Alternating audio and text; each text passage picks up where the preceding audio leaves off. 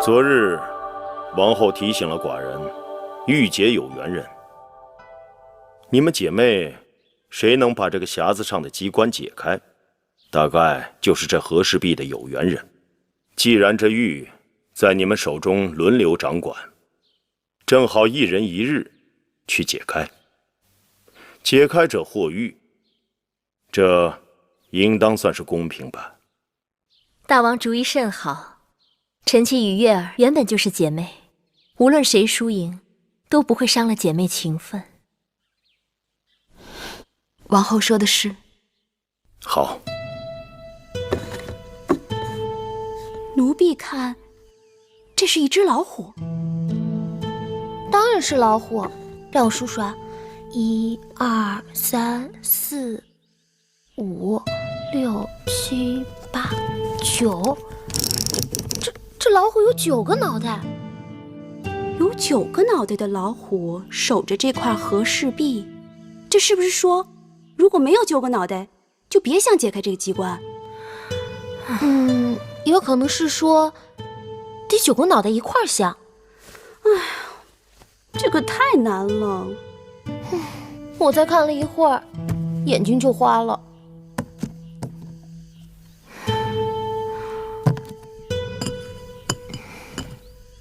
珍珠，去找永相令，让他把宫内外最好的能人巧匠都找来。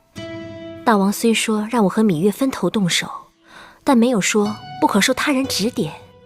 况且宫外见多识广的人多，总有谁能帮我打开这个机关。是。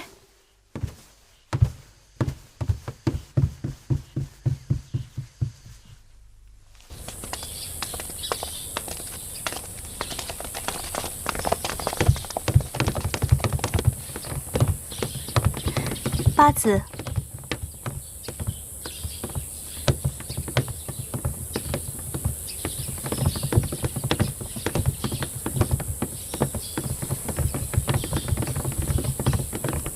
这2日，王后那儿人来人往，因为有赏钱，宫中一下子冒出不少自称懂奇门遁甲、阴阳五行的能人，不知这几位又是什么路数？函谷关刚刚开战。假若他们真的懂奇门遁甲，何不到函谷关去排兵布将，军功授爵得赏禄，还用得着为这几个赏钱绞尽脑汁？他们人多，或许能撞上呢。解机关又不是打狼，人多就能保证赢的。我看你呀，倒是不慌不忙的。我们走吧。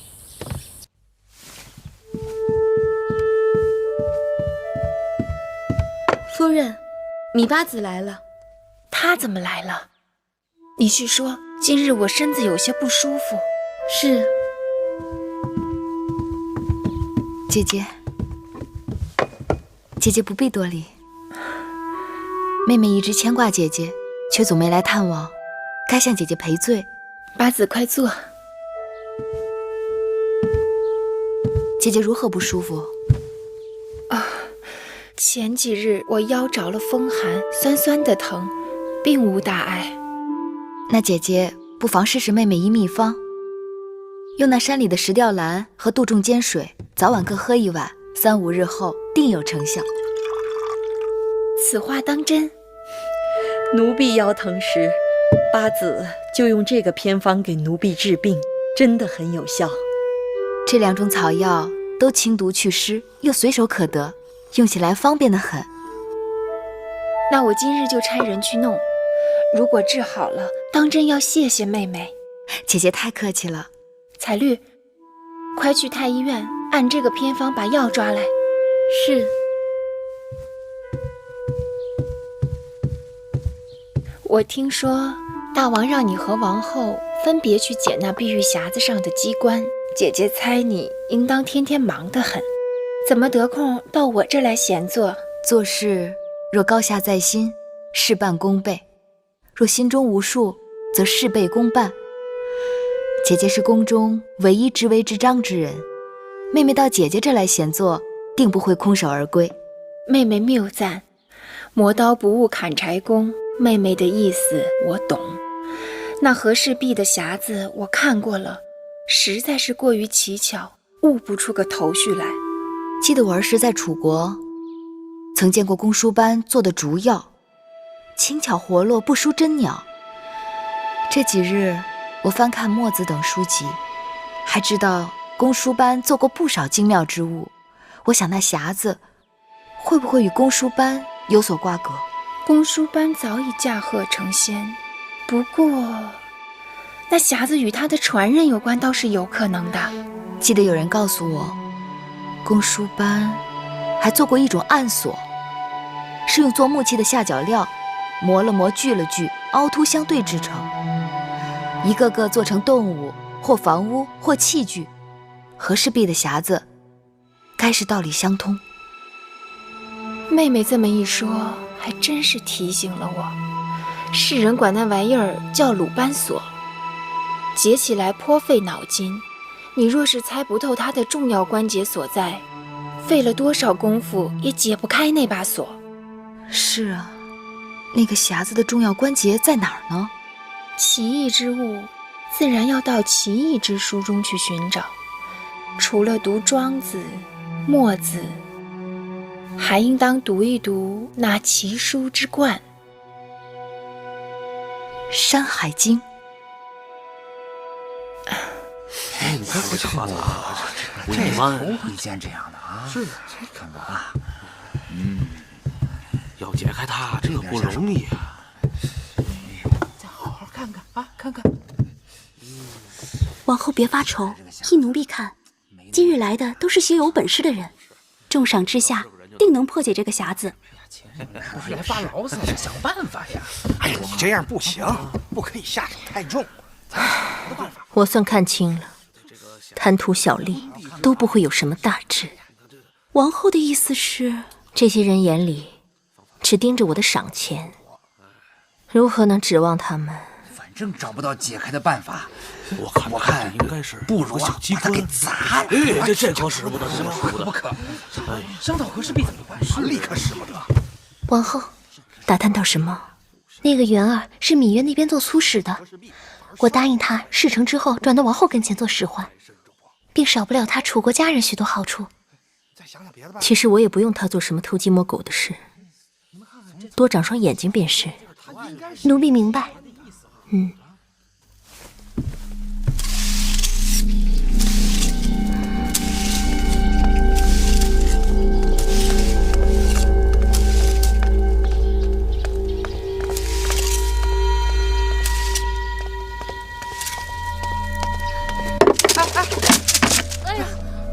对不住，我帮你解。姑姑摔了我没什么，摔坏了八子要读的书简，那就麻烦了。八子怎么要读那么多书啊？这还算多呀！今日只是《山海经》就差不多装满了小半车，明日要搬《庄子》，10万余言，至少啊要1车了。《山海经》元儿，你怎么在这儿磨叽？后院还有活要干呢。是。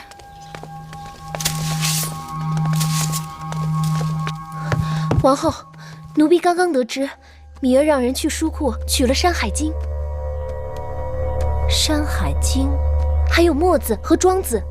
芈月做事向来胸有定见，快去把宫中这些书都搬到大殿来。今日和氏璧在芈月处，那些人也正好闲着，让他们都找找，看看这书里哪一处和这匣子靠得上。是。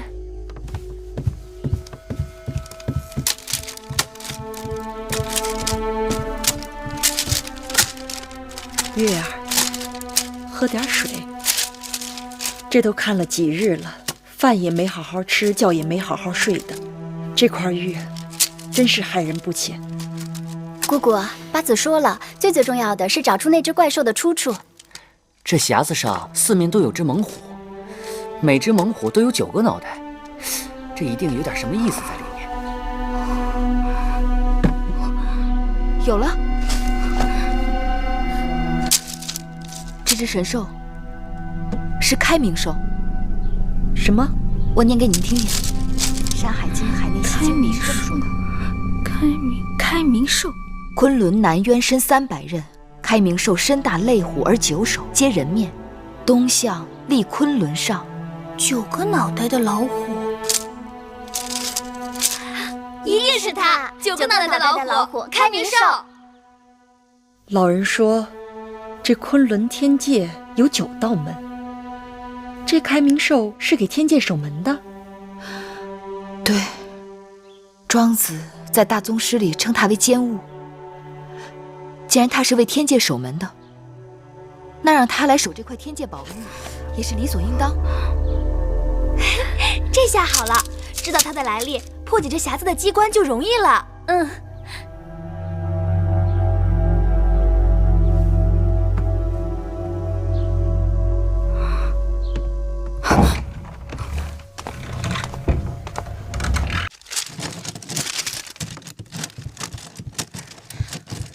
皇后，那个元儿说他听得清清楚楚，是开明兽。《山海经》《海内西经》。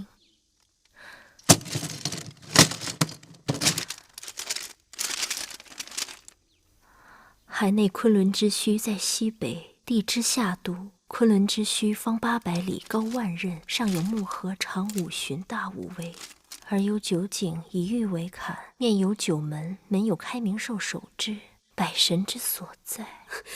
王后，这下好了，咱们也知道那是什么东西了。我们是因为他知道了，所以我们才知道。可明日该是咱们掌管和氏璧，这正是咱们的好机会。去告诉我们请来的那些人，让他们用开明兽做引子，好好动动心思。明日若能解开机关，有重赏。是。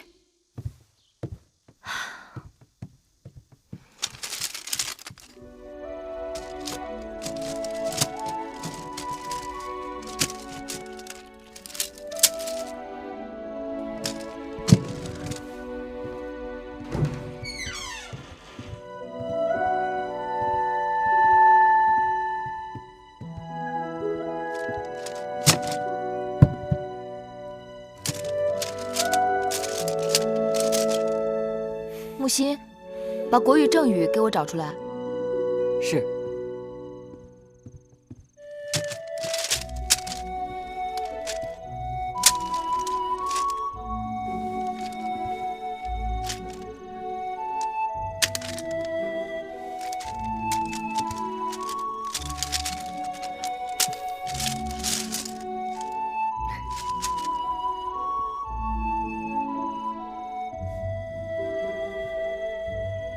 这书里有记载，说大鹏国曾被殷商讨伐灭国，但据我所知，彭人子孙并没有罢休，他们就此往南迁移建国，后来还参与了周武王伐商，可最后还是被我们楚国灭掉了。寡人还知这彭国是你们楚国最早灭掉的小国之一。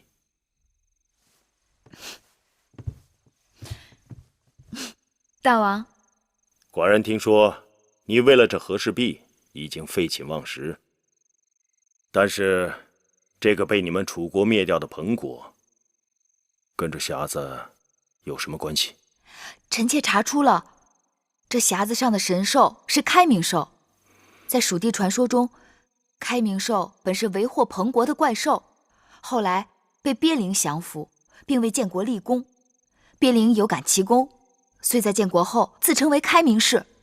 但也有种说法，说开明氏乃是古蜀国贤王，死后上天，才化作了开明兽。臣妾就是想从这些说法中寻些蛛丝马迹。前朝重臣为了准备与吴国交兵，忙得不可开交。你们这边为了和氏璧，斗得难解难分。寡人让你们打开这匣子的机关，只是为了让这块玉有个着落，省得你们左右为难，也让王后与张子不再计较。谁料有人却因此走火入魔。大王，人家累得眼冒金星，你却拿人家打趣。芈月是个好胜女子，若这匣子的机关被王后那边先打开，你会怎么样？臣妾虽没有破解机关，却读了许多好书，知道了许多有趣的典故，那也是好事啊。若是王后也像你这样想就好了。哎，你再试试啊！这些日子这方法很多种方法，不行吗？你看你这个方法不行啊！这觉得还是想不开呀。你再想想。哎呀，王后，你们琢磨这些日子能破解这个机关了吗？王后，破解这匣子机关的法子无非就3种。第一种是抽根法。什么是抽根法？抽根法就是造匣子的人预先在匣子当中留出一根没有榫卯的木条，只要找到这根木条，把它抽出来，整个匣子就可以完全被拆开。第二种是错开法，就是所有木块木条安装上去都是有轴的，只要找对了方向，沿着轴平行错动，就可以从中抽取一根，其他的将迎刃而解。第3种呢？第3种就是旋转法，就是旋转某块木条或木块，把它们一根根的拆下来。既然你们都已经找到了方法，那赶快呀！我们试了全部的方法，无一奏效。怎么会？王后，我们甚至还把这些解法对应8门9星、阴阳5行、3奇6仪、各种牌局、方位都试过了，依旧劳而无功啊！你们到底想告诉我什么？王后恕罪，我们以为这匣子的机关，除了做此匣子的人，世上恐怕再无他人能解。一帮废物！王后恕罪。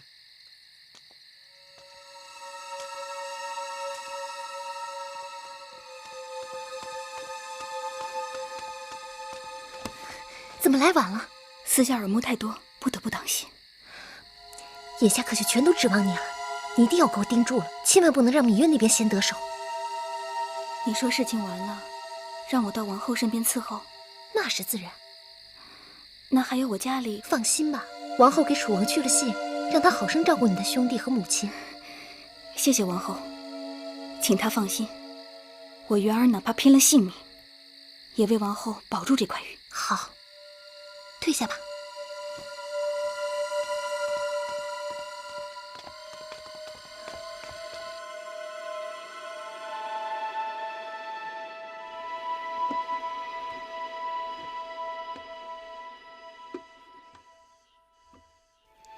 这开明兽怎么不管用啊？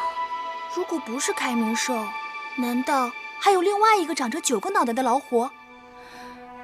或许这开明兽并不是直指破解匣子的机关，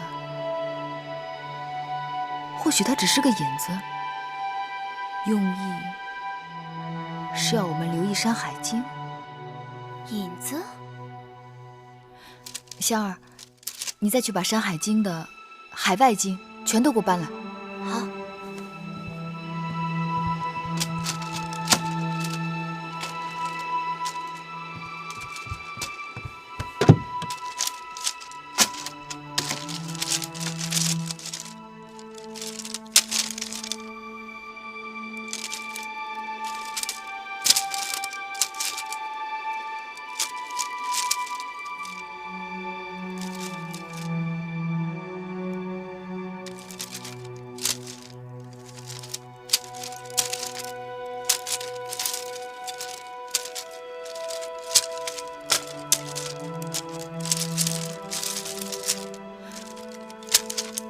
果不其然，这海外南经、海外西经、海外北经、海外东经，各篇章都是以南字开头。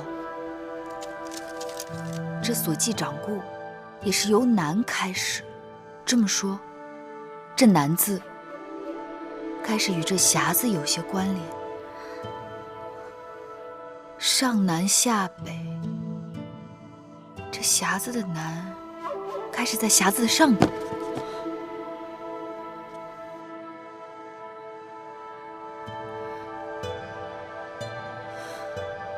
这四面除了开明兽，什么都没有。姑姑说这块鱼害人，果然不错。我都饿了一日了，此刻肚子都咕咕叫了。你怎么好意思啊？八子也一日没吃东西了。我还真有些饿了，你们去帮我把膳食端过来吧。是是。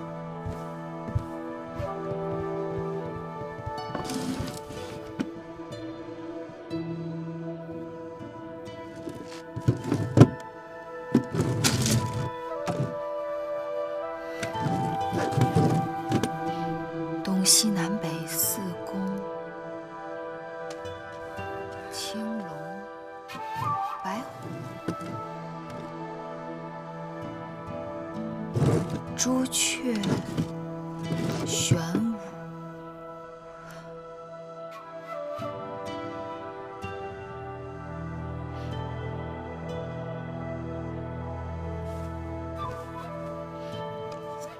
这是什么？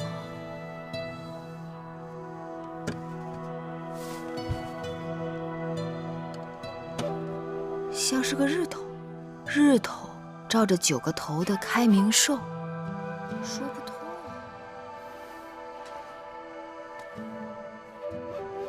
对，南为朱雀。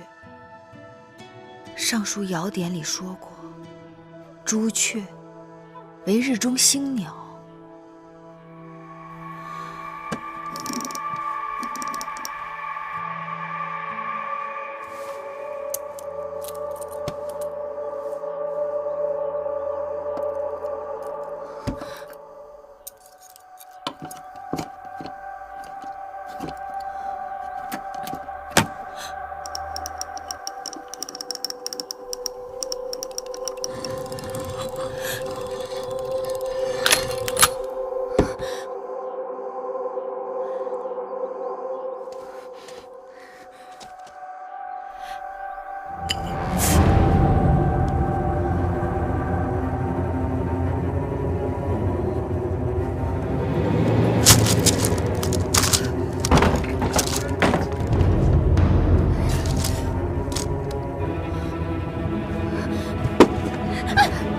别碰那块玉，这玉有问题！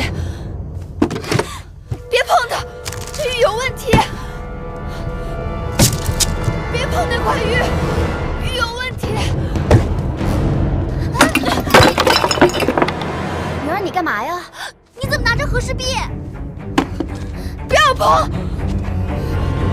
玉里很多，不要碰！八子，八子，快来人呐！快来人呐！八子，八子，月儿，八子，月儿，八子，月儿，这是怎么了？快叫御医！好，月儿，八子。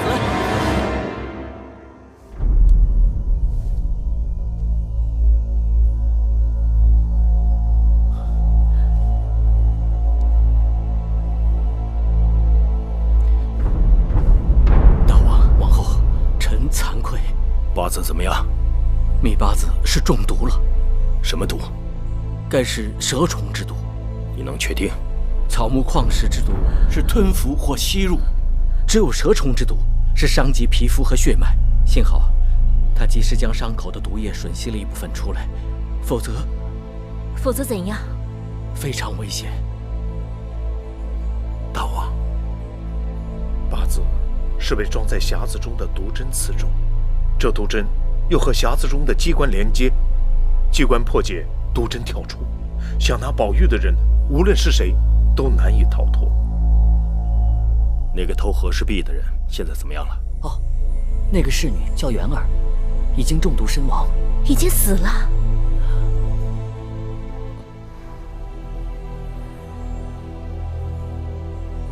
快给八子开药方。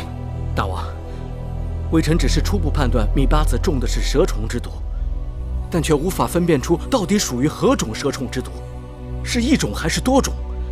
这种蛇虫之毒，差之毫厘，谬以千里。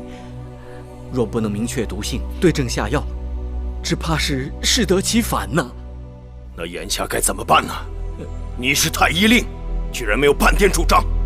臣先以连翘拔毒，再以犀角牛黄驱毒，但这些方法只能起到暂时的缓解作用，并不能真正解毒。若不能在3日之内找到解药，只怕什么？只怕米八子性命难保。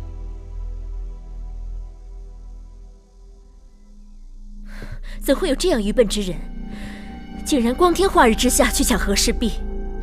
亏得那和氏璧上的剧毒让他当场死了，不然我这边如何向大王交代？是奴婢用人不当，王后恕罪。你跟那个元儿见面，有没有被人碰到过？绝对没有。起来吧，看来这都是命。不知是谁这么狠毒。如若昨日我们这边打开了机关，说不定现在中毒身亡的就是我。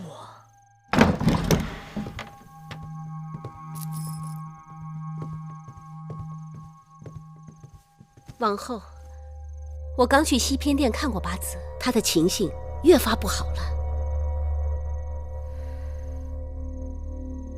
我知道了，内毒听说好厉害，沾了必死无疑。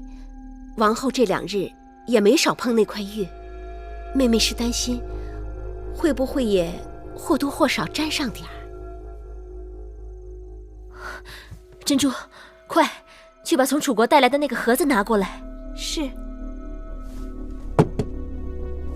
听太医说，芈月中的是蛇虫之毒。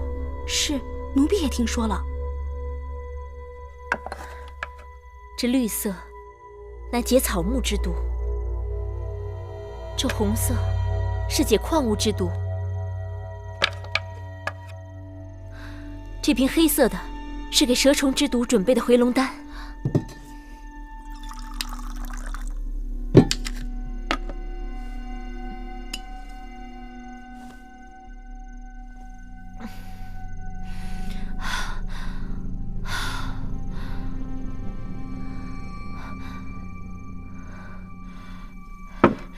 你们都听好了，到外面谁都不能提起我这里有解毒药。芈月这次自寻死路，我们当然犯不着救她。你们不懂，这药可以救命，也可以惹祸。救命不一定，惹祸却是一定的。是。夫人，孟昭氏来了。魏夫人，魏夫人，这下坏了，大王发脾气了，后宫都乱了。那和氏璧竟然会杀人，大王下令彻查。我已经听说了，听警士说，王后也吓坏了，她还吃了从楚国带来的解毒药。下一步会不会牵扯到我们？唉，是福不是祸，是祸躲不过。事情发生到这一步，也确实是出乎了我的意料。你赶紧回去吧，从今日起，紧闭门户，跟谁都不要再提起那个惹祸的东西。我们跟他从无关系，也什么都不知道。是。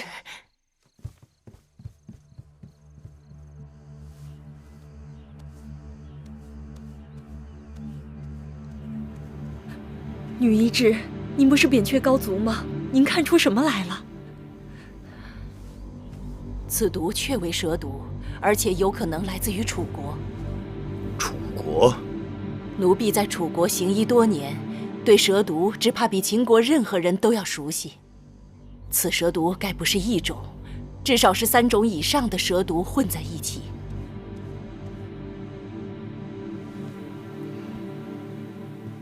楚国的蛇毒居然进入寡人的后宫了。雍瑞那边有消息吗？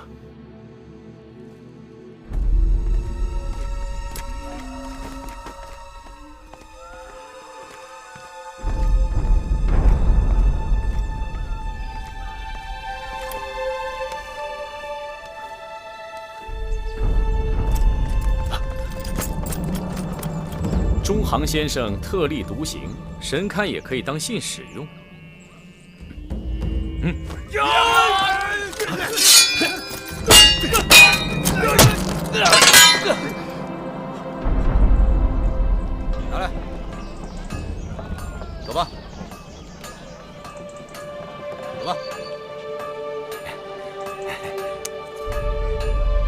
干什么呢？小人是做小买卖的，家中老母生病了，着急赶路回家。拿下！不是，我有什么错呀，官爷？中年肥胖，不是咸阳口音，想要出城的，全部扣留待审。带走！不是，官爷，我没犯什么错呀。大王，那个卖和氏璧的商人和他的背后主使中行期已经给抓回来了。抓了？是。问他们有解药吗？中行期虽很严，一个字不肯吐。倒是那个范谷什么都说了，他指天发誓说，不知道和氏璧有毒，所以根本就没有解药。老农派人在他的铺子里搜了个遍，也确实没有发现解药。下毒之人要防身，既然下毒，必有解药。寡人就不信这咸阳城里找不到解药。马上重审那个范谷，还有，让雍瑞一定要撬开中行期的嘴。是。还有何事？大王，雍大人跟老奴说，那个中行期曾经与张子有来往。此话当真？当真。让那雍瑞好好查查，到底怎么回事。是。据报，韩国已为大战制造弩箭40万支，长矛15万支。赵国征集战马2万匹，征兵8万；魏国也已征集重甲武卒1万人，战车2000架，征夫3万人，征兵10万。楚国更是答应20万兵马即刻出征，再加上燕国和齐国，诸国的兵马统共在60万之上。大王，我大秦眼下王军以及各封臣的兵马，能召集在一起的兵力也就20万，兵力部署明显寡不敌众。寡人知道了。甘茂，臣在。从今日起，由你带人按照户籍登记，除残疾外，征兵年龄降为15岁。臣领旨。司马错，臣在。寡人授你兵符，调动10万王军，立即进驻函谷关，操练布阵，准备御敌。臣领旨。楚立奇，臣在。你和宗室封臣们交涉，尽量筹集更多兵丁、马匹和粮草。臣领旨。宁华，儿臣在。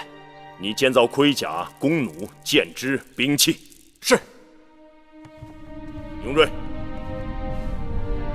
臣在。你除了给寡人盯牢各国的动向，还是先完成手中未完之事。遵旨。至于张相、张子，臣在。大王，张仪愿请命出使诸国。诸国联盟并非同筑之长城，张仪愿凭3寸不烂之舌撬开其中之缝隙，在大战之前为秦国赢得时间。此事寡人还要再思量一下。哎，张子，听说你也被卷入了这和氏璧的是非当中。哼，这和氏璧，说来惭愧，我跟他有不解之缘。难道当时张子就不疑心其中有鬼吗？关心则乱，我也是后来发现其中种种之蹊跷。张子可知这咸阳游士当中有一人叫中行期的，此人在咸阳城中很是吃得开，实在令人瞩目啊。知道，我们相识在魏国，是个能人。哦，原来张子与他是旧友，难怪他曾经拜访过张府。雍大人怎么会对此人如此在意啊？此人与和氏璧的案子有关，如今他在我的手里。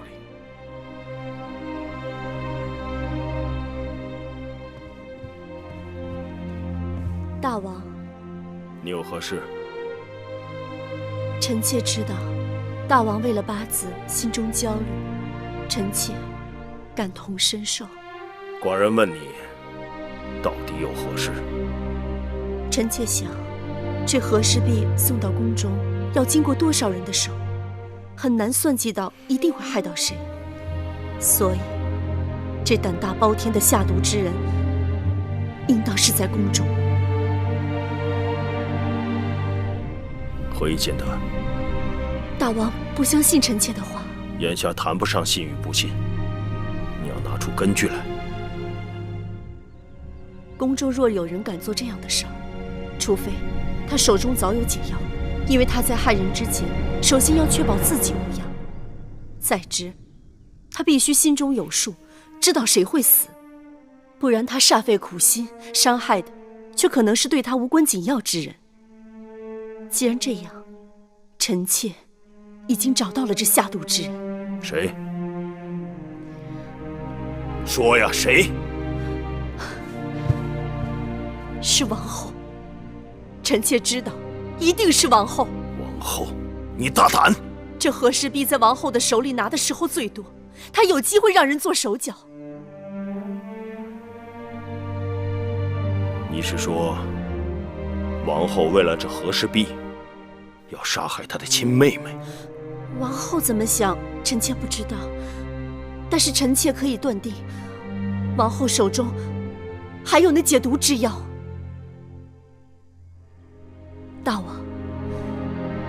大王是否还记得，上次芈月临盆，王后昏睡不醒，就是吃了从楚国带来的安神药。王后的应女景氏曾经透露，王后有一只匣子，里面装的都是从楚国带来的所谓的神药。据说这些药十分的珍贵，连我们宫内的御医都没有见过，其中就有解各种奇毒之药。即便如此，也无法证明那里面有芈月所需要的解毒药。女医之已经断定，芈月所中之毒是楚国的蛇毒。芈月中毒当晚，王后被景氏提醒，怕自己也染上蛇毒，便换人拿来了那个匣子，吃了匣子里面的药。大王，臣妾猜测，那定是芈月急需的解毒药。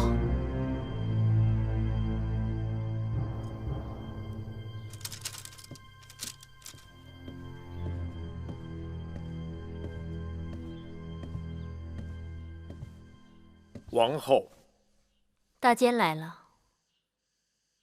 大王宣王后即刻去宣誓殿。是。大王还叫老奴转告王后，别忘了拿上从楚国带来的匣子。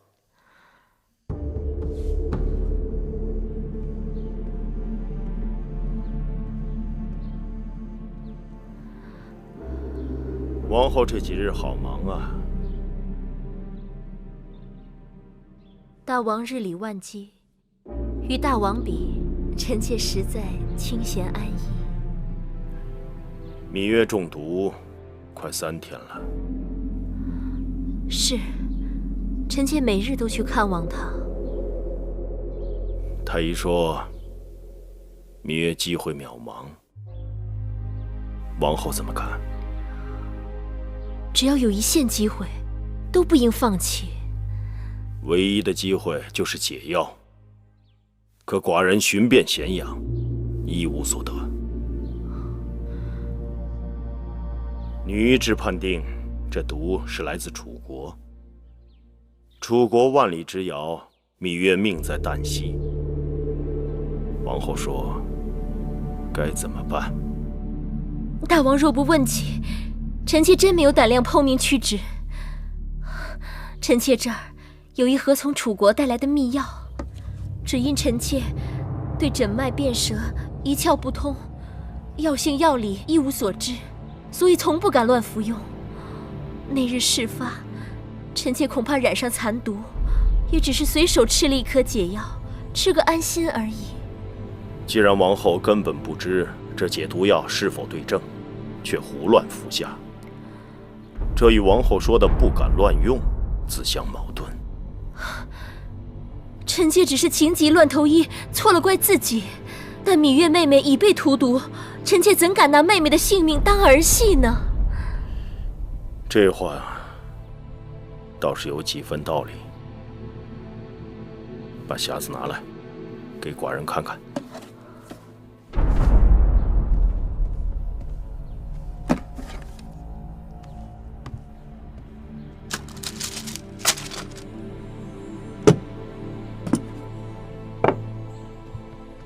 王后，第二层，左下第一格。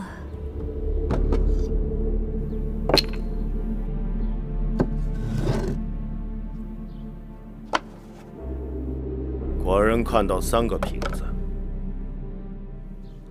红的解矿石之毒，绿的解草木之毒，黑的解蛇虫之毒。王后果然了然于心，赶紧拿去给御医看看。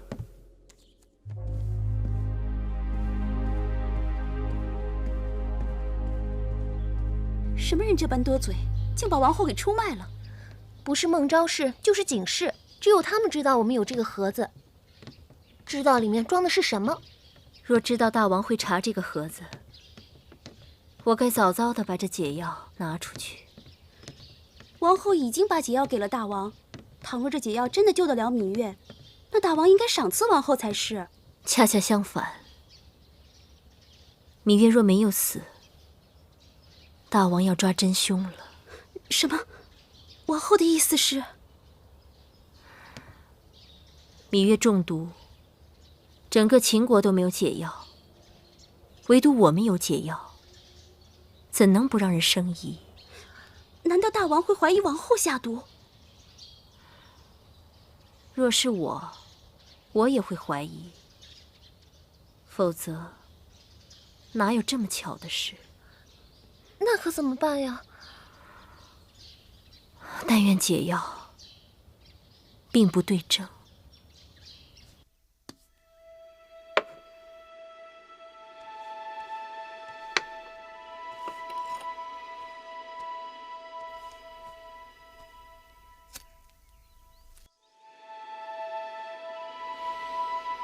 怎样？此药的确是解蛇虫之毒的药，不过能否完全解掉芈八子的毒，还不敢确定。怎会如此呢？此药乃楚国秘药回龙丹，能解荆山蛇、云梦环蛇、双头蛇这3种楚国制毒之蛇的毒。可万一芈八子中的不是这3种毒蛇的毒，就难了，弄不好还会雪上加霜。大王，这种蛇虫之毒变化多端，其解药或取之经常出没之地旁边的药草，或取其蛇叶提炼而成，必须对症下药才行。恕臣无礼，能否让女医治取一些芈八子中毒之血试一下，看看是否有效？准。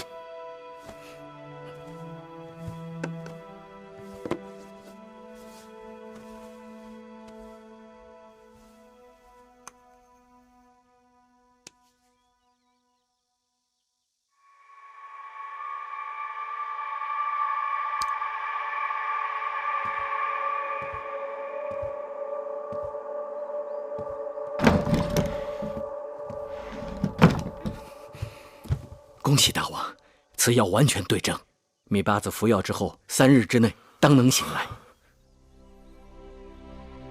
可是，为什么要那么长时间啊？大王，芈八子上次生产之后，本就是气血两亏，身子尚未痊愈，又被蛇毒伤了经脉，若要驱除余毒，恢复身体，尚需更长的时间。好，寡人就将八子交给你和女医治，要细心照料。是。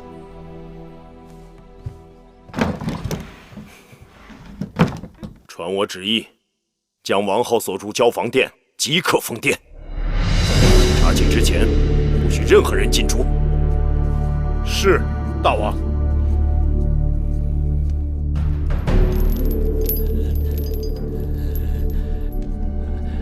鄙人姓中行名期，乃是先晋中行氏的后人，居于魏国。我与张相、张仪是旧相识，我们不要东拉西扯，先说说和氏璧的来历。那和氏璧乃是1月之前张相亲手交给鄙人的。哼，信口雌黄！张相何来的和氏璧？数年前，张相为何弃楚入秦？天下人皆知啊，乃是因为楚国令尹昭阳丢失了和氏璧，而张子是唯一的嫌疑。假如真是张仪偷到了宝玉，那和氏璧如何从郢都到的咸阳？张子在得到和氏璧之后，因昭阳调查甚严，无法将和氏璧带出关卡，所以先将和氏璧藏了起来。此后借着楚国嫡公主与秦国联姻，乃将和氏璧混在了嫁妆之中，避过关卡，带入秦国，由张相自己收藏着。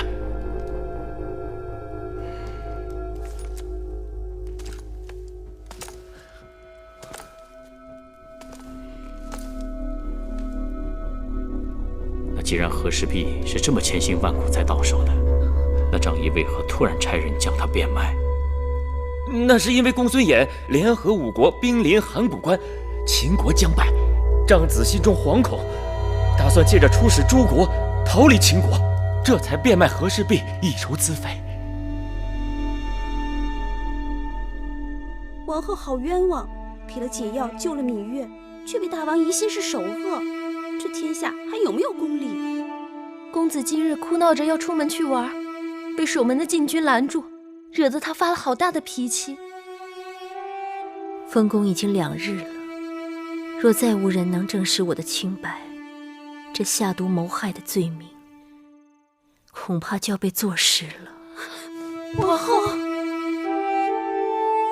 这几日我想了许多，越想越觉得悔恨。过去我不曾真正害过谁，若害了，也算不辜负一个心狠手毒的名分。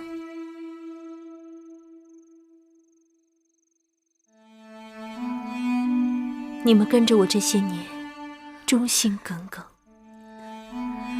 我一人受难也就罢了，不仅连累了孩儿，让你们也跟着落入苦海。王后，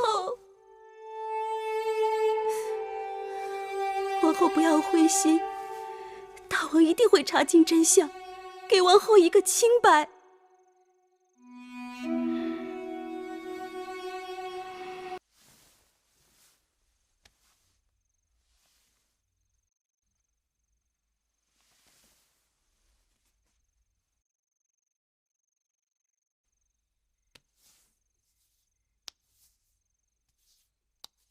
是君臣之间必以信，是夫妻之间必以诚。眼下寡人到底是疑心太重，还是真的无人可信？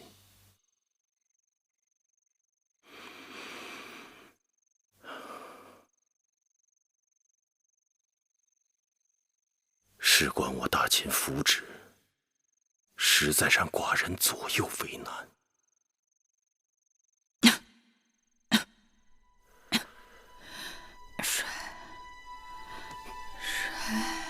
芈月，芈月，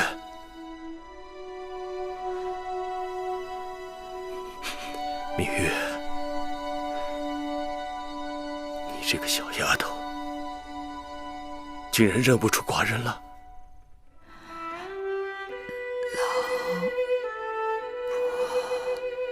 来人！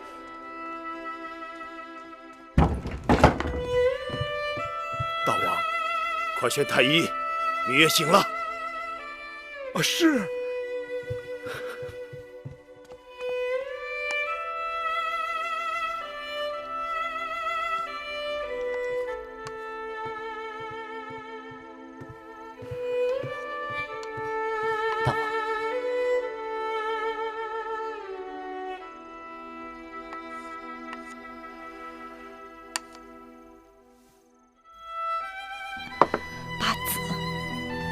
这身子还没好呢。这就是和氏璧。让太医检查过来，只是那个匣子里有机关藏有毒针，和氏璧上并没有毒。好好看看他，你为了他差点丧命。这块玉伤了多少人的心呢？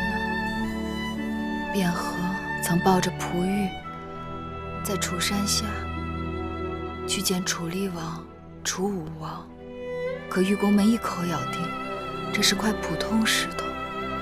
结果2代君王均以欺君之罪砍下了卞和的左右脚。卞和抱着璞玉在楚山下痛哭了3日3夜，眼泪流干了，流淌在宝玉上的全是血。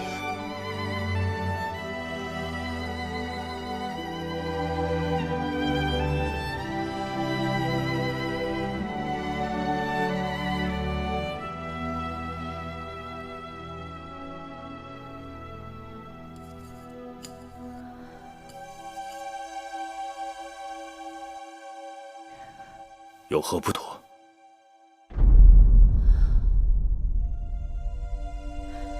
快过，把它拿走。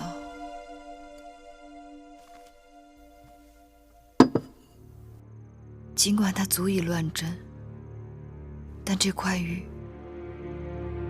绝不是和氏璧。这的确是难得一见的美玉，做工精巧，白璧无瑕。在我秦宫里也很难找出同样品格的好玉。你是如何确定它是假的？就因为它过于白璧无瑕。大王，臣妾刚刚提到过，卞和曾抱着璞玉在楚山下痛哭了3日3夜，和氏璧上沾满了他的血泪。此玉有灵性，卞和的血泪即刻沁入玉中。尽管后来楚文王曾让玉工们剖开宝玉，细心打磨，但碧玉里仍留下了几处血丝。屈子曾在朝阳家欣赏过这块宝玉，说那发丝般的血迹一般人很难发现，但放在光亮之处却尤为明显。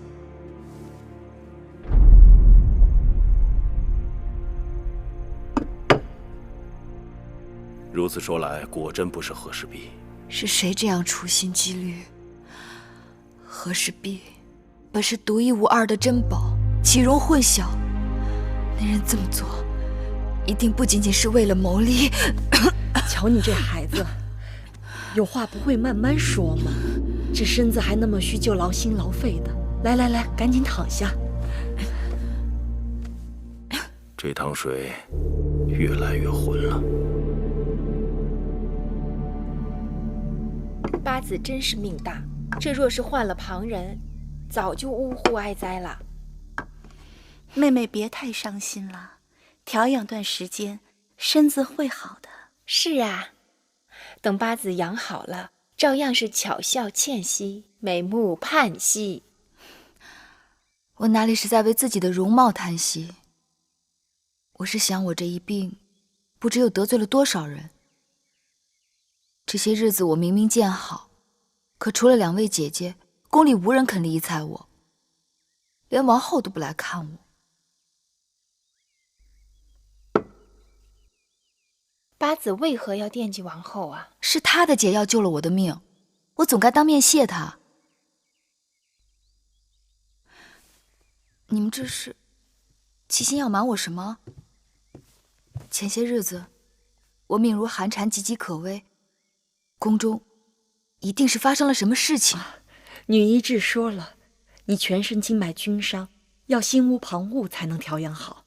等过些日子你腿脚利落了，再知道也不迟。姑姑这么一说，我就更躺不住了。你们若不告诉我，我去问大王。哎，八子真是倔强，你赶快躺好，我慢慢说给你听。你呀，就不要想着惦记王后了，更不要在大王跟前提及王后。如今，王后已是戴罪之身。怎么回事？这件事情只有大监最清楚，我们也是从他嘴里听到三言两语，才略知眉目。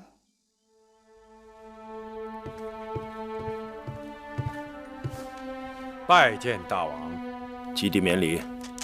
听说芈八子已无大碍，恭喜大王。虽然已经好些了，但身子还是过于虚弱，仍需要静养。和氏璧一案还辨不出黑白，吴国围秦之事重中之重，是否考虑派张仪出使游说，分化列国？张仪身处嫌疑，恐难再为国相。王后乃后宫之人，臣不敢擅作主张。张子有才，有才不忠，比无才更甚。大王，芈八子来了，说要急事求见大王。老奴让他在外候着呢。他这么弱的身子，为何到成明殿来？说是关于和氏璧毒案。和氏璧毒案？是，芈八子说事情紧急。让他进来。是。臣告退。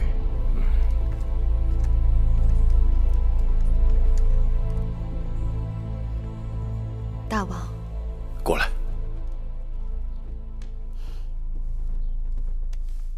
这手冰凉的，快烤烤火吧。木间，端碗热水过来。是。月儿没事。没事？这么弱的身子，这么冷的天，还往外跑？臣妾只是想到了那个案子，实在在交房殿躺不住了。你身子不好，就别为这事情费心了。这一日躺着无事，就这案子的情形，我问了宫中的姐妹和相关之人，才知道此事不仅牵涉到王后，还牵涉到了国相张仪。不错。臣妾以为那个中行期很可疑，应该重新审他一次。可是太晚了。上午雍瑞来禀报，说那中行期在狱中打碎陶罐，割腕自杀。寡人让雍大夫即刻重审那范谷，得到了些新口供，但是听起来都是胡言乱语。他说了些什么？他说中行期曾叮嘱他，这块玉无论多少人出价，到最后只能卖给一个人。那人恐怕是张子。正是。但此玉若是张仪出售，并通过你之手哄抬市价，为何到最后又要返回到张子之手？这岂不是用子之矛，攻子之盾？这就对上了。你看出来什么？大王明鉴，既然那和氏璧是假的，那么关于中行期所说的张子如何盗取和氏璧，如何变卖和氏璧之事，皆应当是假的。你先歇息一会儿再说。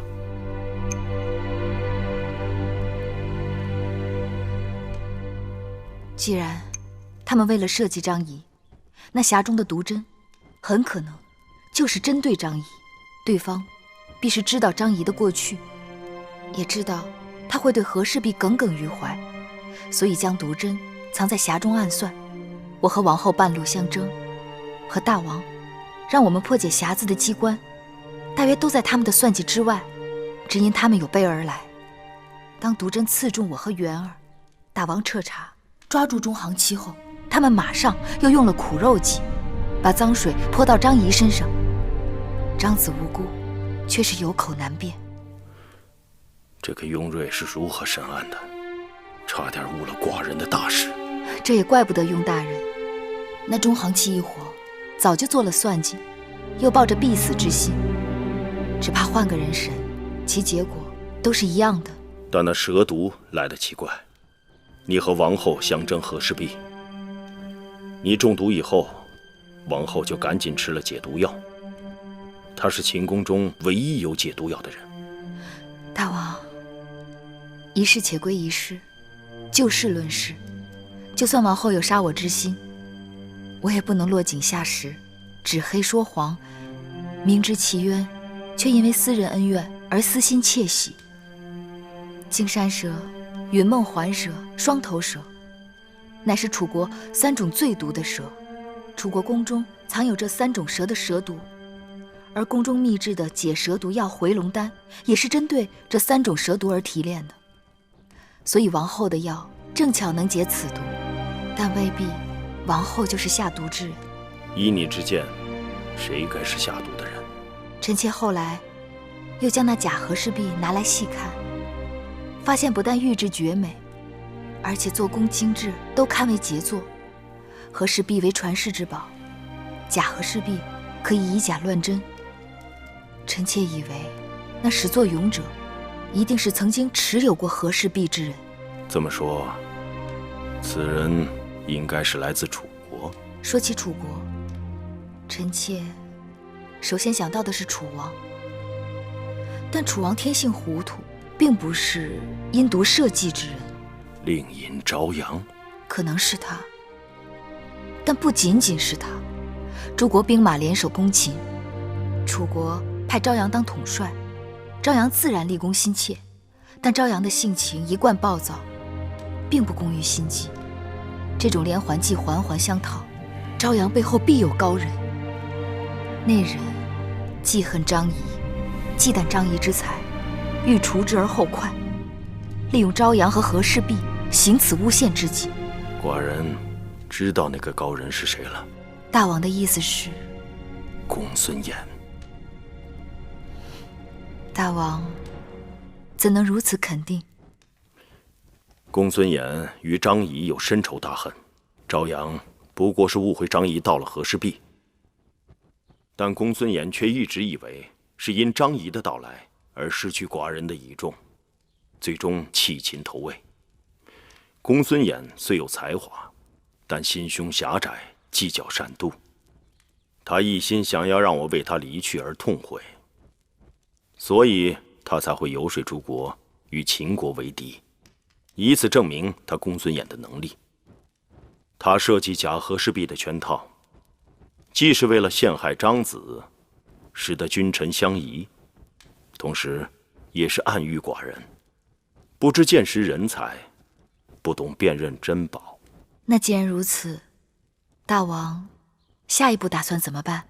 大敌当前，寡人本拟让张仪去诸国游说，分化列国，但眼下既然对手如此记恨惧怕张仪，那更应该反其道而行之，重用张仪，游说分化诸侯，让公孙衍的计谋不能得逞。士可杀不可辱。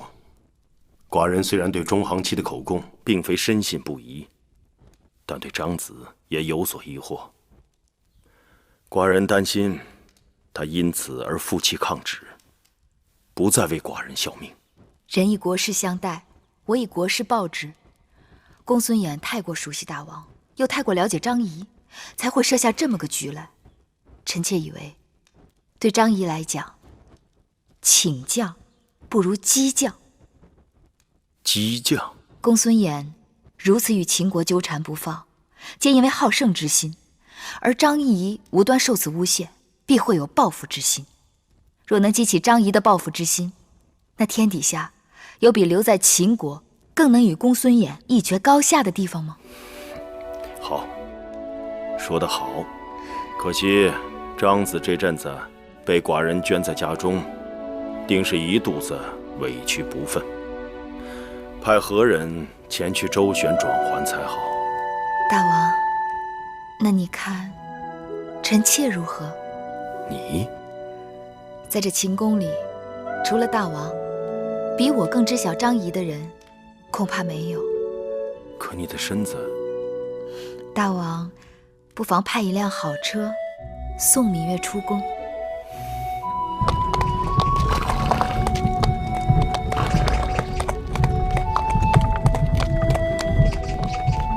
都撤了。是，撤。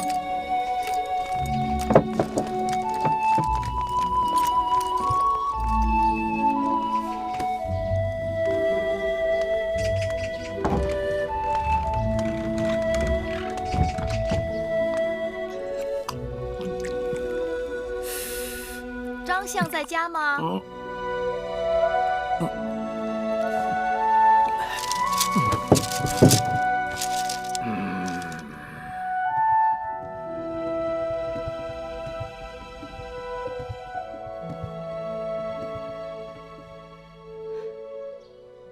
张子，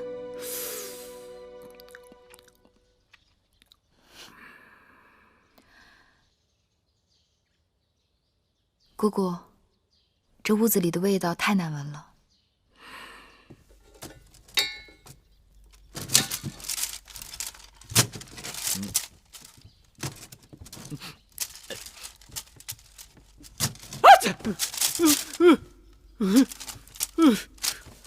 什么东西这么刺鼻子？张子博闻强记，应当知道这是沉香，来自阳月之南邑。什么花儿香啊草啊，跟我张仪都无缘。你们弄这些东西来做什么？张子身为国相，肩负大秦重任，可这屋子里却有股萎靡不振、气息奄奄的味道。我非铜胶铁铸，我乃肉体凡胎，当萎靡时则萎靡。至于气味不好闻，没人替我打扫。你以前那些个小童仆都去哪儿了？何况你身为国相，我听说大王曾送你数名美姬服侍。张仪倒霉，没人来陪啊！自从那日大王说要派人把守相府，回来我就让他们全都走了。我可不愿意整日看着他们在我面前愁眉苦脸的。再说了，我若真有事，总不能牵累人家吧？张子只愿躺下说话，身子哪里不是？头痛胸闷。那这沉香正好对症，主心腹痛、霍乱、中恶、清神。我是心病，你的沉香治不了。那就换一剂药。哎呀，算了。芈月从你进门我就知道你的来意，你不要告诉我说大王终于弄明白我是冤枉的，冤案要昭雪，要让我感激涕零。非也。非也？张子看看，这是什么？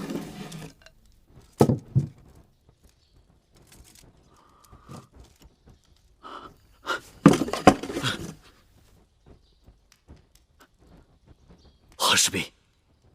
是，但可惜这是假的。假的？如此瑰丽华美，怎么可能是假的呢？足以乱真，就因为它过于完美无缺，所以露了马脚。你看出来的？芈月厉害啊！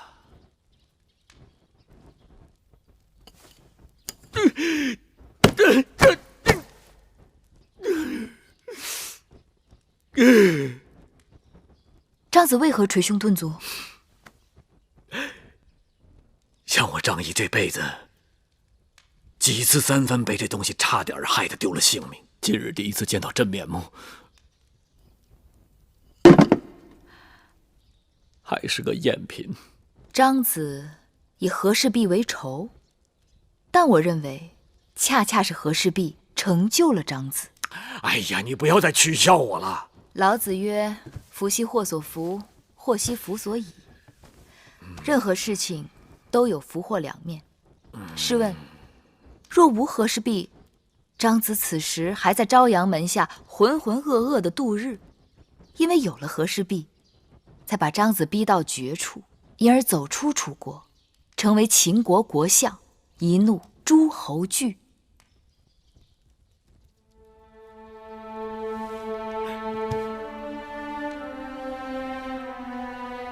那此番呢？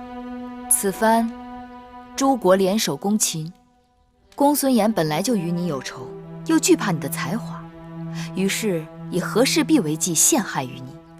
但如今你毫发无损，这只能成就你在诸侯之间的威名。等你再出使列国，诸侯召见之时，你未发一言，他们就先行气馁了。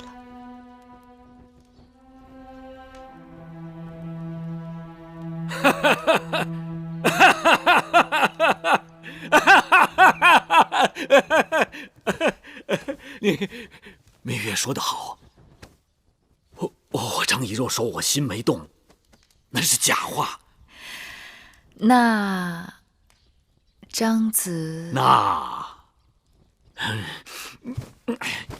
来人，来，给我更衣，我要进宫见大王。来人呐！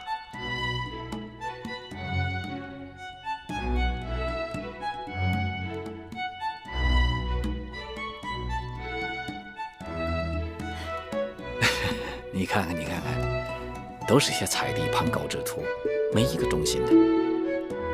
我自己来。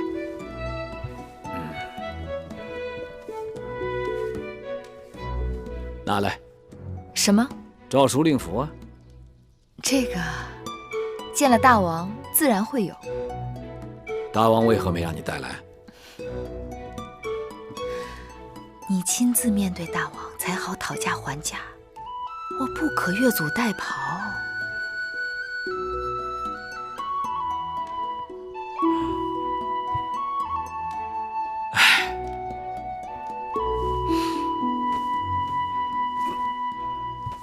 芈月，你出事了。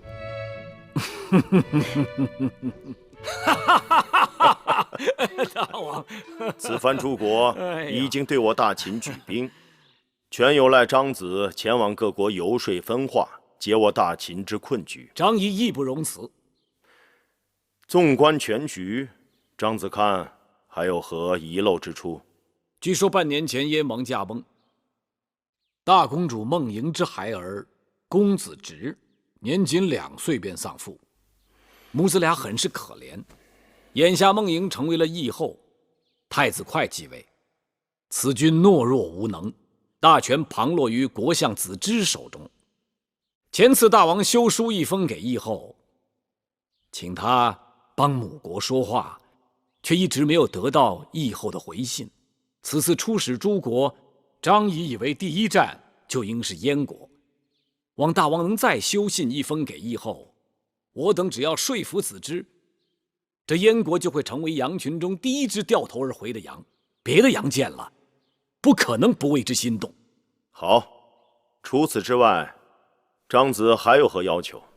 寡人定当尽力为你办到。大王，张仪还真的有一事相求。何事？说来惭愧啊，张仪一向自负，却因着和氏璧几次三番差点断送我的性命。此次公孙衍以假和氏璧相诱，固然是要构陷微臣，但臣料定公孙衍也是想以假诱真。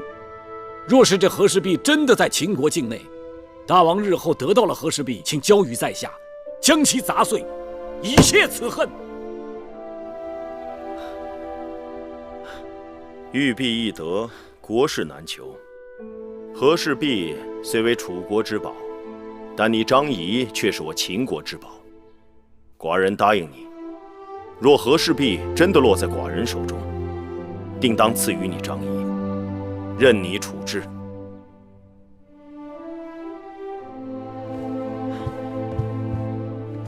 是为知机者死，张仪愿为我王效命。好。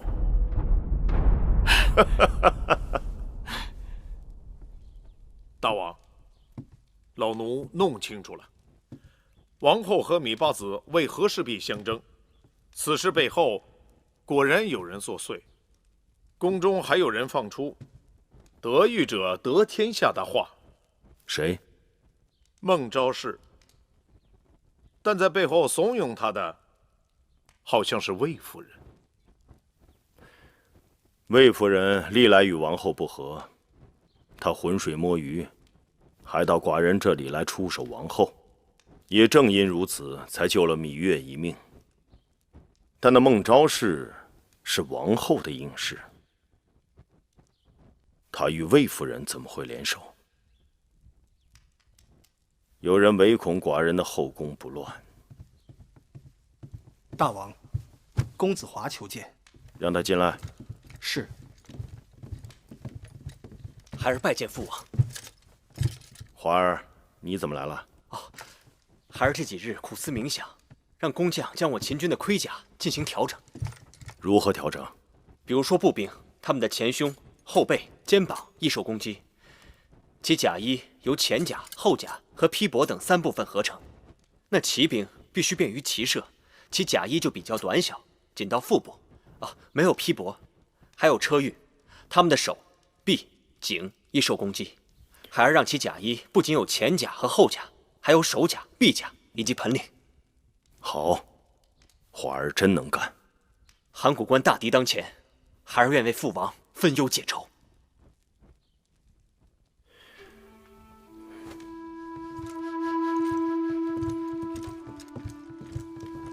华儿，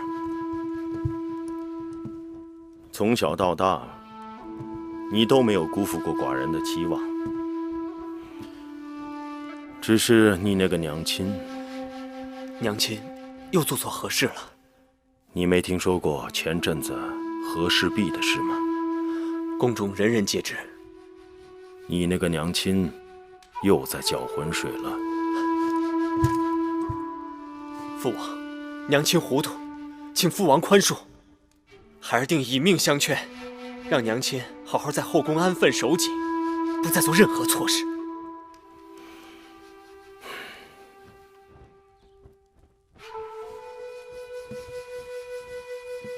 那就最好了。起来吧。谢父王。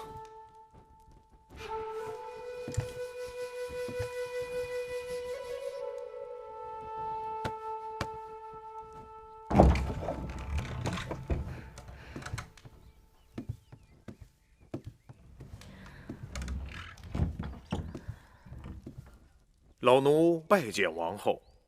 大监不必多礼，有什么话直说吧。王后以为老奴要说什么？芈月中毒，大王寻找摄局之人，因为臣妾是宫中唯一有对症解药之人，瓜李之嫌，难证清白。大王要臣妾担责，臣妾就担；大王要臣妾的性命，尽管拿去。王后觉得委屈，臣妾有口难辩。大王英明，并未轻易定案。大王禁足王后，派人封闭交房殿，也是为了谨慎起见。王后不管是否冤枉，但同样要提防别人栽赃陷害。芈八子身体康复后，了解此事，亲自破了和氏璧的迷局。他向大王力证，王后与此事无关，因此大王口谕，派老奴前来，撤了交房殿的侍卫。是芈月亲自向大王力证？正是。这怎么会？王后，这就是说，大王相信王后是清白的了。是啊。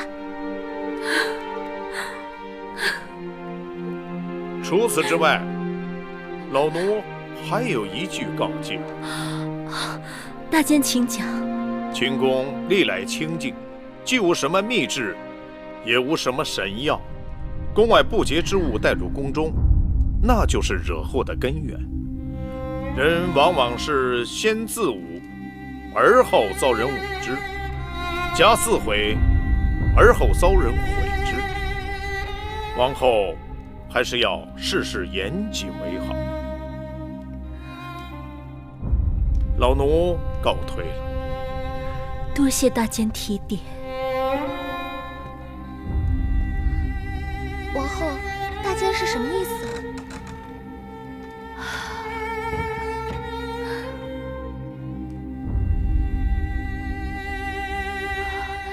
珍珠，随我到寝殿，去把我陪嫁的单子都给我找出来。陪嫁的单子一直是在玳瑁姑姑那儿，玳瑁姑姑去了也没来得及交代，不知道在哪儿啊。不，今日就算是把交房殿翻个底儿，也得把那单子找出来。大监不是说王后没事了吗？王后为何反而要慌张起来？大监的话我听明白了，若是要大王彻底去掉疑心，就要把我从楚国带来的东西交代的一目了然，快随我去。是。龙纹狐1个，金银错云纹尊1对，云纹狐2个，朱雀衔环杯8个，青玉盘子3对，波贝螺2个，卷云纹4瓣团花鱼1个。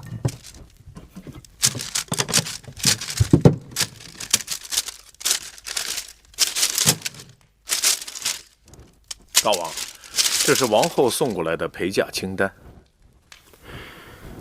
看来王后还是用心良苦啊。王后派人视察从楚国陪嫁过来的嫁妆，她下令让她的应侍们也都要自己清仓查库。芈月嫁到秦国时囊空如洗，就不用查了吧？是。但另外2个应侍，他们2个在楚国都是有点背景的。那个景氏，他的族兄好像就是楚国才子景差。如今他怀有身孕，不能辛苦。你派2个能干的去给他当帮手吧。是。至于那个孟昭氏，就是朝阳老贼的。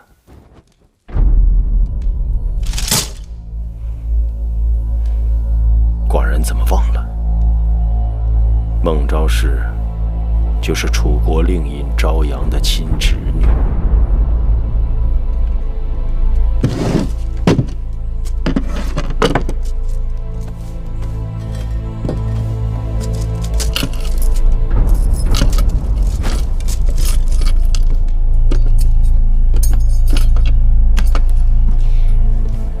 你们给我仔细着点，这些衣服和首饰可都是贵重东西，弄丢了1样，你们赔不起。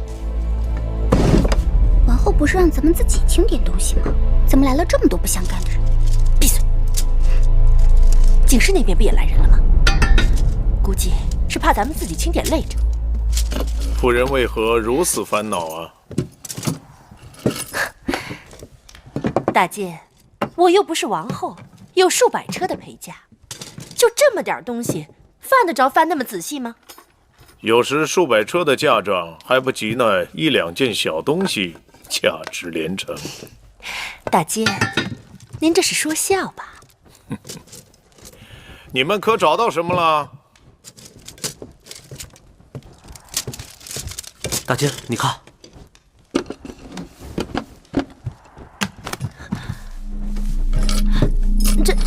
这是臣妾的家书。老奴要找的就是这东西。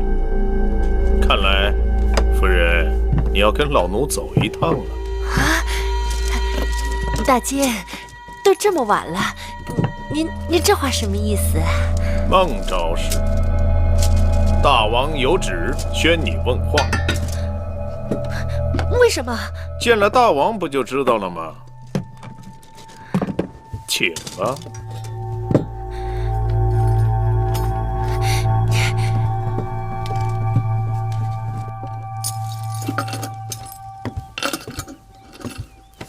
这些都是王后进宫后置办的，或是大王赏赐的东西。即便如此，也要造册登记，交内府备案。好。王后不好了，昨夜幕间奉大王之令，宣孟昭氏内府问话，一直都没回来。出什么事了？据说孟昭氏与魏国派来的奸细有勾结。这怎么可能？王后，莫不是有人要对付王后，从孟昭氏身上下手？孟昭氏是王后的陪嫁应侍，这事儿传出去，与王后怎么也脱不了干系。这事儿与王后本不相干，最好还是装作什么都不知道。这叫祸不单行。我身上的罪名还没有洗掉，孟昭氏又出事了，躲是躲不掉的。去宣示殿。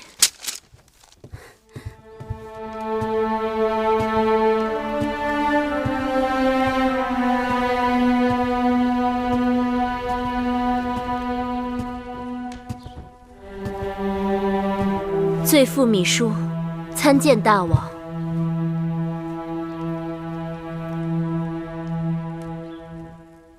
王后这是为何？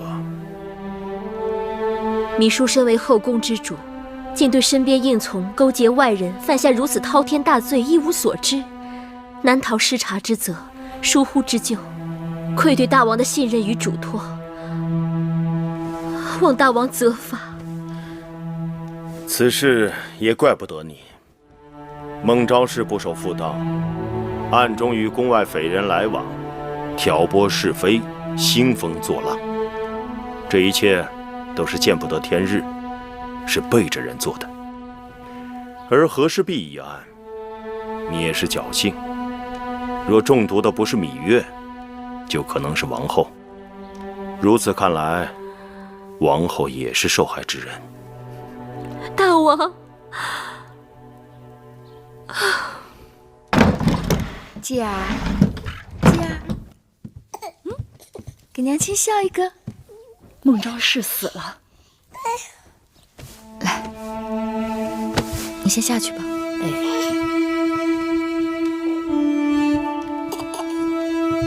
走喽。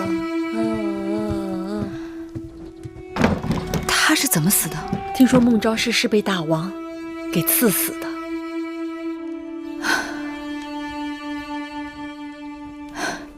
孟昭氏也是可怜，我不信他有什么胆子要与朝阳和公孙衍勾结。他的初衷也只是想在后宫争个高低位罢了。锦诗也跟着毁了。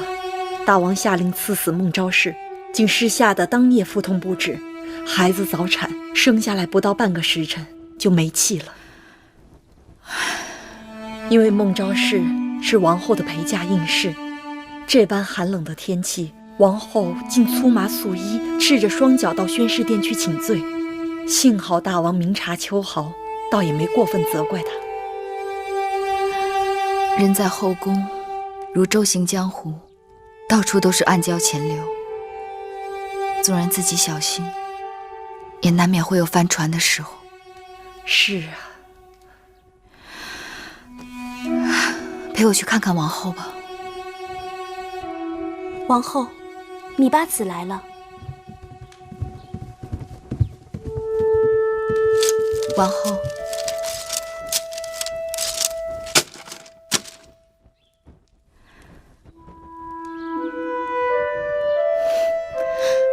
已经是早春了，姐姐不要一个人总闷在屋子里，跟我一同去园子里走走。昨日刚下了大雪，冰封千里，哪里有春意？姐姐把心胸放开朗些，那飞雪不也是漫天飞花吗？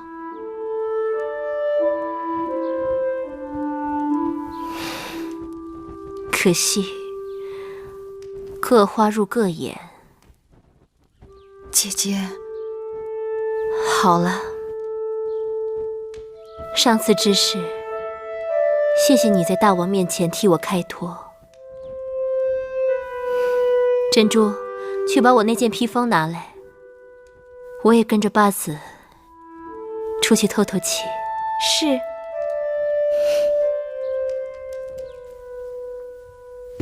姑姑，你看，身子这几天刚刚好些，就往雪地里跑，当心着凉了。你们两个丫头也是，让你们跟着八子，偏往那不该带的地方去带她。姑姑，都已经开春了，开春的风最冻骨头。哎呀，从怀继儿开始1年多了，不让骑马，不让使鞭子，不让见风，不让见雨雪，不让晒太阳，不让多走动，都不知哪样我还可以做。又不是姑姑要拘着你，你自己在鬼门关转了几回，转眼就忘了。所以呢，月儿得抓紧，下一个鬼门关在哪儿等着我还不知道呢。呸呸呸！姑姑，看看好不好看啊？好，这要是在咱们楚国呀，满山遍野的都是，到了秦国就显得金贵了。前2年我求着大王从汉中移来了这几10棵梅树，今年还是头一次开花呢。开了花也不给寡人通报一声，连个谢字都没有。大王，臣妾这是才看到，刚刚摘下这几枝，正打算让人给大王送过去呢。还是你自己留着吧，元日刚过不久，放在屋里也添些喜气。哎，仙儿慧儿，你们多带些人过去，多摘些，给王后和其他几个宫的夫人送过去，让大家也天天喜气。是。大王今日怎么有空到臣妾这来了？刚才在王后那里坐了坐，顺便过来看看你。函谷关集结了大量秦军主力，军中粮草吃紧。王后提出用自己的陪嫁首饰筹备军粮，没想到王后真是深明大义。函谷关那边怎么样了？函谷关连日大雪，近日接到战报，各国兵马中只有韩、赵、魏3国兵马抵达了函谷关，燕国兵马尚未出动，楚国20万大军走到半路，突然说因为太冷没有冬衣，不肯再前进一步。2日前，司马将军趁着大雪，夜袭了魏国的粮草大营，烧掉了他们的粮草，并意外虏获了几名监造弩机的韩国工匠。大王的话让臣妾想起一件事：孟莹嫁入燕国那函谷之地3载有余，刚开始燕国那边还常有书信来往，自从燕王驾崩后这半年多，怎么变得渺无音讯了？是啊，寡人心里也惦记得很。张子不日便会到燕国都城，他定可以见到孟莹，带回音讯。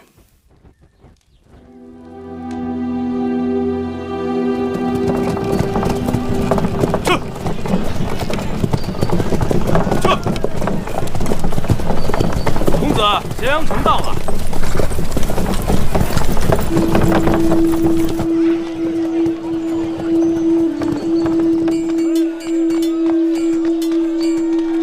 先生是来住店的啊！你们秦国大王招贤纳士，我会在你们这儿住一阵子。哎，里边请。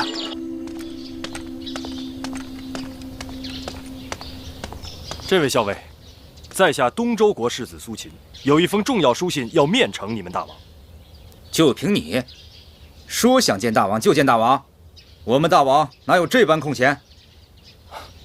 苏秦愚钝，还望这位校尉不吝赐教。你是世子，凡世子见大王都凭借策论高低，你的策论若有见地，还愁大王不召见你？此话当真？大王爱才，就看你是否真是有才之人。多谢。鸡儿，看看这个是什么？看看。姑姑魏夫人来了。怎么了？咱们这儿来了一位稀客。谁啊？披香殿的魏夫人。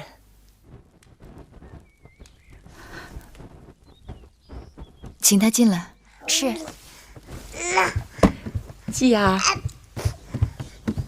继儿，继儿，继儿，乖。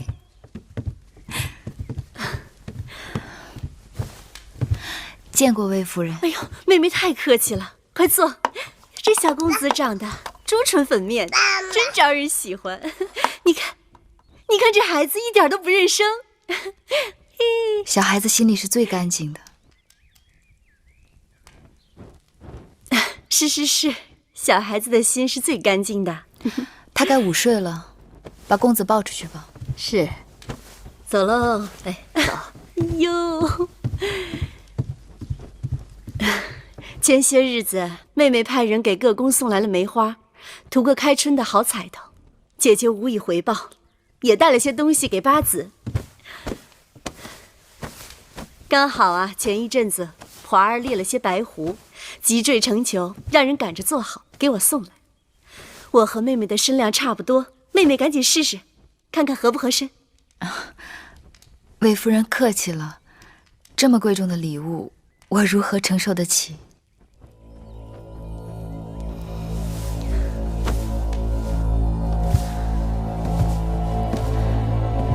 我是特地来向妹妹道谢的。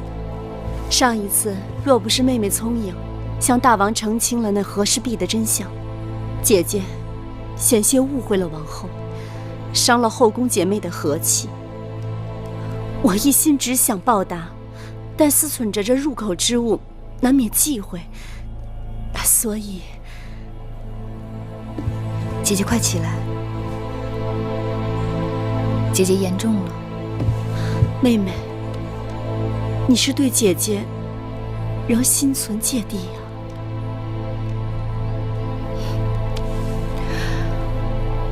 魏夫人若是真心，这声谢我收下了，但狐裘还是请魏夫人拿回去吧。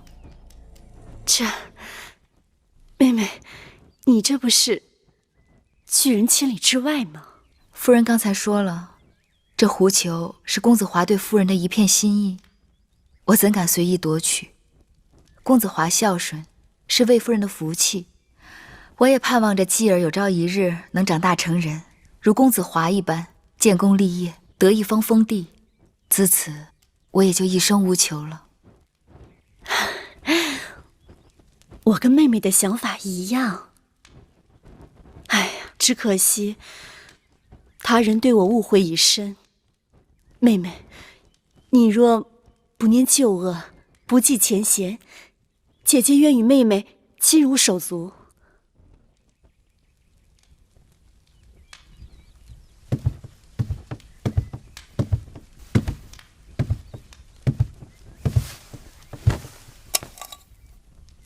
照我的脾气，就将他撵出去。他那次几乎害了你和小冉的性命，如今拿一件狐狸皮就想糊弄过去，哪儿那么容易？或许魏夫人想做个洗心革面的人，在宫外面也许有，但后宫里头不会有。亏你没收他那件衣服，不然我还真得一把火烧了他。说什么入口之物难免忌讳，当年你娘亲就是穿了一件微后送来的锦袍，弄得生不如死，否则……八子，姑姑为何这么不开心呢？没什么开心的事儿。谁说的？这眼下就有一桩。你说说看。大王让母亲告诉八子，过几日魏冉要跟着司马将军回来了，而且要在咸阳住上2日。大王要他回函谷关前进宫看看八子，让你们姐弟团聚一番。姑姑，小冉要回来了。是，小冉要回来了。小鸟飞，小鸟飞，要吗？母亲说过几日，这都过了几个几日了，小冉为何还没有回来呢？小冉就算回到咸阳，还得跟着司马错将军忙碌军务，闲暇了才能来看我们。小冉那么大点孩子，上沙场不哭就不错了，还能忙碌什么军务呀？难怪一路都在打喷嚏啊！原来有人在背后说我坏话呀！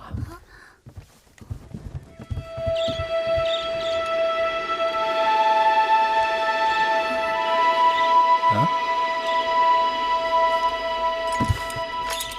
哎，不认识了。